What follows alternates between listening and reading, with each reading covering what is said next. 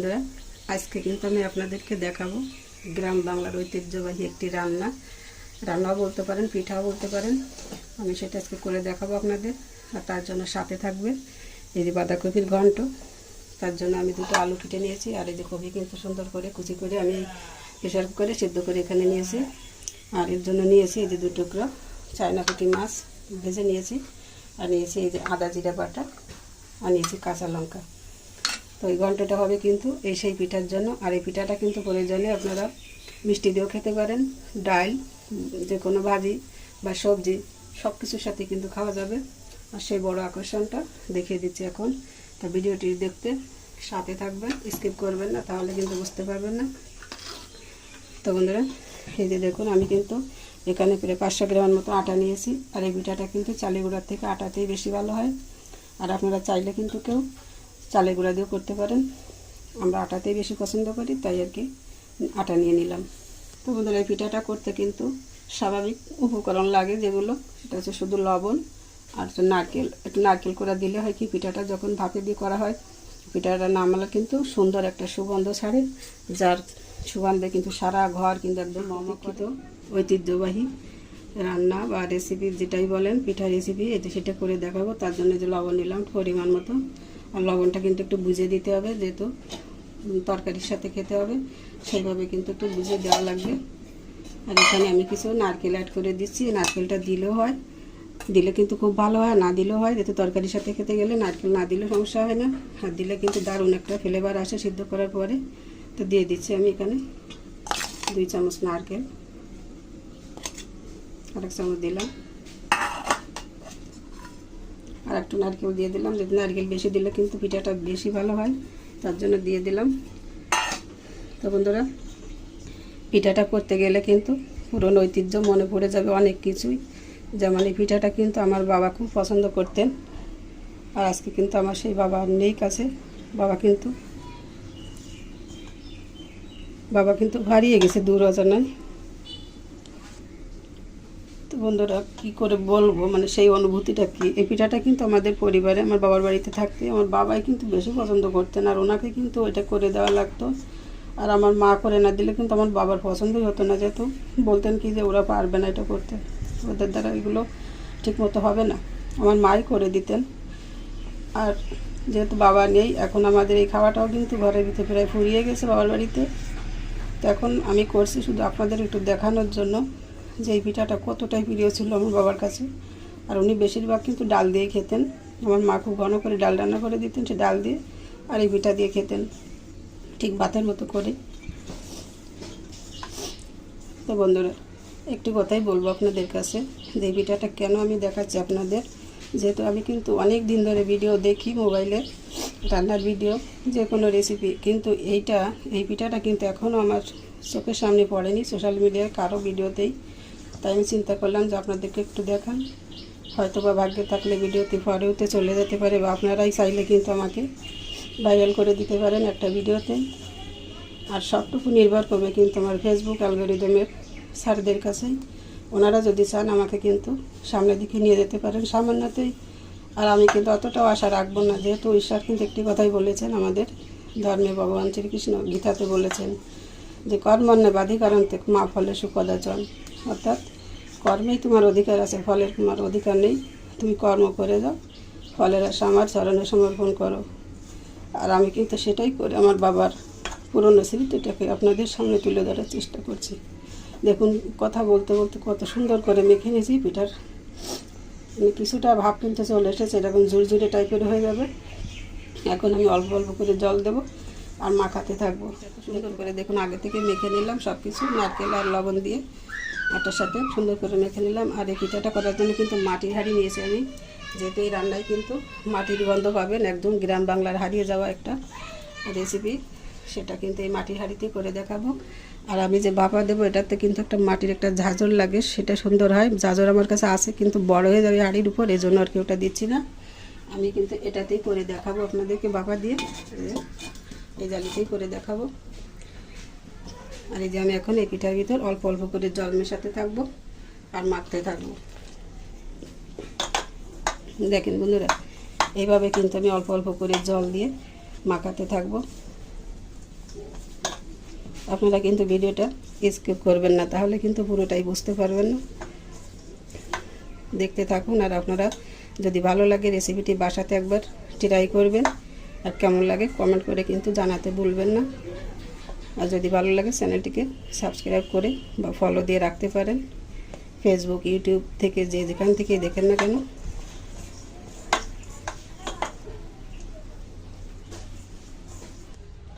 তো বন্ধুরা দেখুন, আমি কিন্তু সম্পূর্ণ পিঠা মানে সে আটাতে জল দেয়নি, এই বেশি অল্প জল দিয়েছিলাম, সেখান থেকে কিন্তু এভাবে এই যে মেখে মেখে ছোটো ছোটো করে ভেঙে ভেঙে নিয়েছি। যতটা ভেঙে আপনারা ছোটো করে নিতে পারবেন ততটাই কিন্তু সুবিধা হবে, মানে ওইগুলো কিন্তু সিদ্ধ করার পর ভাতের মতো হয়ে যাবে। আর যদি একটু বড় থাকে ওগুলো কিন্তু মোটা মোটা আকারেই সিদ্ধ হয়ে যায়। তো ছোটো থাকলে কিন্তু সব থেকে বেশি ভালো হয়। তো আপনারা যতটাই ছোটো করে নিতে পারবেন সেটাই কিন্তু মঙ্গল। তো আমি এইভাবে এই যে করে নিলাম, আমি এভাবে একটু টেলে নিচ্ছি। এর উপর থেকে এগুলো উঠে এই যে আমি দেখুন এই যে একটা নেট পরিষ্কার করে দিয়ে নিয়েছি সার্ফ এক্সেল দিয়ে। আর নেটটি কিন্তু বড় আমি কাটিনি, যেহেতু বড় নেট কিন্তু অনেক সময় কাজে লাগে, এই জন্য আমি কেটে ছোটো করে দিয়ে নিই। এইভাবে দেখুন আমি উপর থেকে তুলে তুলে এইভাবে দিয়ে দেব।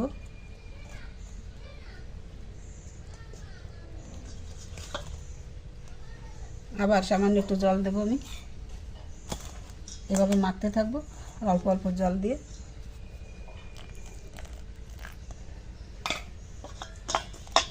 আবার এভাবে মেখে নিয়ে কিন্তু ওইভাবে আমি তুলে রাখতে থাকবো, আপনারা দেখতে থাকুন।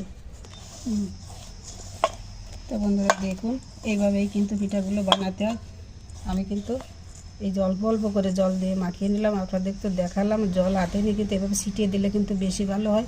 আর আমি এই যে দেখুন প্রথমে কিন্তু একটু একবার ঢেলে দিয়েছিলাম, এখানে একটু মোটা হয়ে গেছে। আর এগুলো সিদ্ধ করার পরও কিন্তু আপনারা দেখতে পাবেন যেগুলো একটু বড় বড় হয়ে যায়, বড়গুলো থেকে ছোটোগুলো বেশি ভালো। আর আপনারা একটু খেয়াল করে দেখুন, একদম সুজির মতো কিন্তু দানা দানা হয়ে গেছে। আর এটা সিদ্ধ করার পর কিন্তু একদম ভাতের সিস্টেম হয়ে যাবে। এটা ভাতের মতো মনে করেই কিন্তু আপনি গুড়, তরকারি, সবজি, ডাল, ভাজি যে কোনো কিছুর সাথে কিন্তু খেতে পারবেন। আমার এই যে কিন্তু পিঠাগুলো বানানো হয়ে গেল, এখন আমি নেটের ভিতরে তুলে নিচ্ছি। দেখুন, আর আপনাদের যদি পছন্দ হয় রেসিপিটা কিন্তু একবার ট্রাই করতে পারেন বাসায়। তো বন্ধুরা হয়ে গেল কিন্তু আমার এই দুটি পিঠা, দেখুন এটা বানানো। এখন এটা শুধু ভাপে বসানোর পালা। আমি ওই সেই নেটের উপর থেকে কিন্তু সবগুলো তুলে নিয়েছি, একসাথে আবার মিক্স করে দিলাম এভাবে। দেখুন কত সুন্দর ঝরঝরে হয়ে গেছে। দেখুন এটা কিন্তু একদম ভাতের মতো হয়ে যাবে সিদ্ধ করলে। আমি এখানে নেটের উপর দিয়ে দিচ্ছি।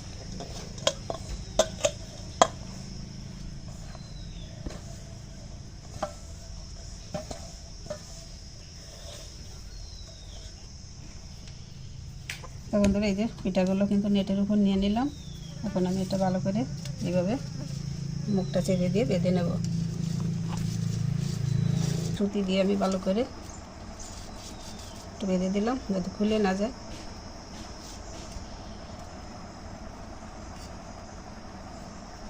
এখন এইভাবে দিয়ে আমি একটা ঢাকা দিয়ে ভাপে বসিয়ে দেবো। ততক্ষণে সাথে থাকুন, আমার দেখতে থাকুন। জলে কিন্তু জাল উঠে গেছে, গরম হয়ে গেছে। এখন আমি পিঠাগুলো দিয়ে দিচ্ছি। আজকের সব থেকে বড় আকর্ষণ দুটি পিঠা।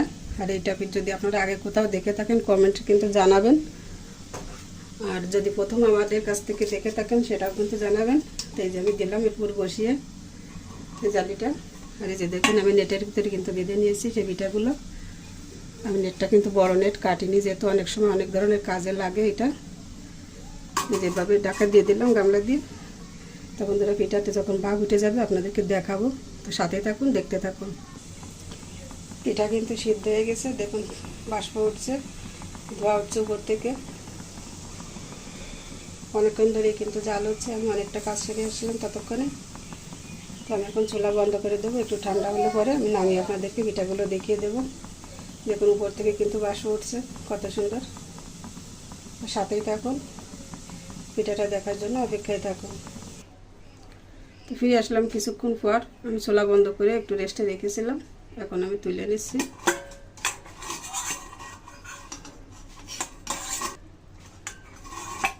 গামলাটা তুলে নিলাম আগে।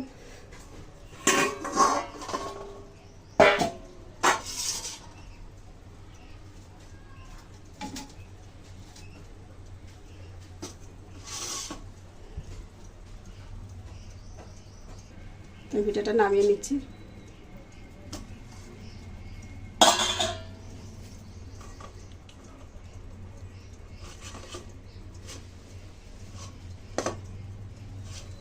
খুলে নিচ্ছি।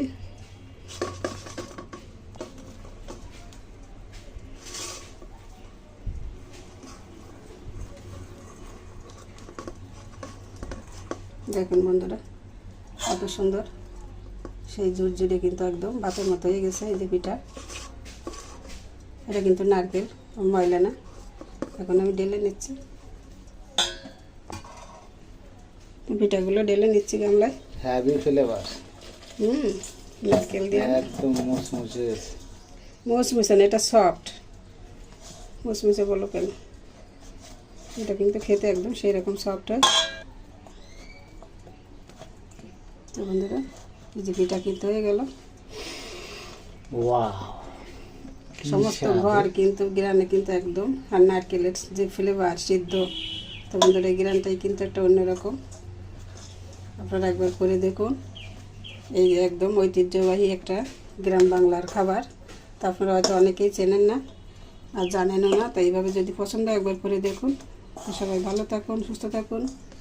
আজকের মতো এই পর্যন্তই রাখছি। সবাইকে অসংখ্য ধন্যবাদ ও নমস্কার।